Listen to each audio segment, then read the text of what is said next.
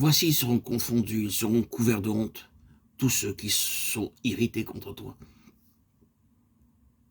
Ils seront réduits à rien, ils périront. Ceux qui disputent contre toi. Ésaïe 41, 11. En tant qu'être humain, nous sommes craintifs et nous avons à affronter beaucoup d'obstacles difficiles dans notre vie chrétienne.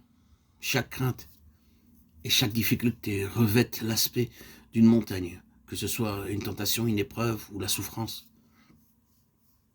La promesse du verset 16 demeure: tu les vanneras et le vent les emportera. Tout obstacle, si difficile soit-il, peut être surmonté par la foi dans le Seigneur Jésus-Christ.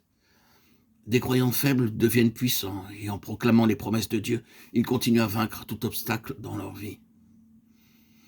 Les disciples étaient menacés par le souverain sacrificateur et les autorités. Mais alors qu'ils prièrent, le lieu fut ébranlé. Actes 4, 31 à 33. Ils étaient peu nombreux, mais parce qu'ils dépendaient de Dieu pour recevoir de l'aide, cette prière ébranla le monde entier. Toute la beauté et la gloire de Jésus peuvent être vues dans un croyant prêt à être possédé par Dieu. Je ferai marcher les aveugles sur un chemin qu'ils ne connaissent pas. Je les conduirai par des sentiers qu'ils ignorent.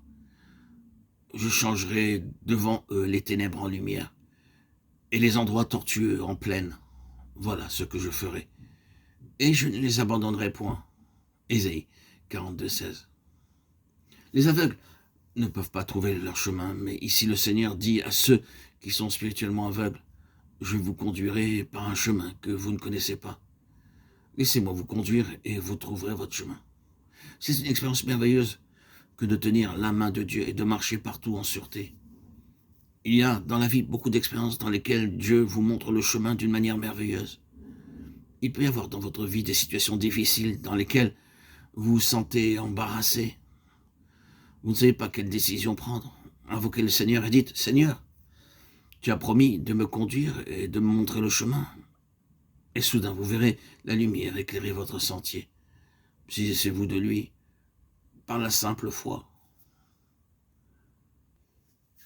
Ainsi parle maintenant l'Éternel qui t'a créé, ô Jacob, celui qui t'a formé, ô Israël. Ne crains rien, car je te rachète, je t'appelle par ton nom. Tu es à moi. Ésaïe 43, 1. Lorsque nous acceptons le Seigneur Jésus-Christ comme notre Sauveur, il a un double droit sur nous. Tout d'abord, le Seigneur est notre Créateur, et deuxièmement, il est notre Sauveur. Il s'engage à nous protéger de tout mal et de tout danger, bien que nous soyons obligés de passer par bien des épreuves et des souffrances, car tous, sans exception, nous passons par là.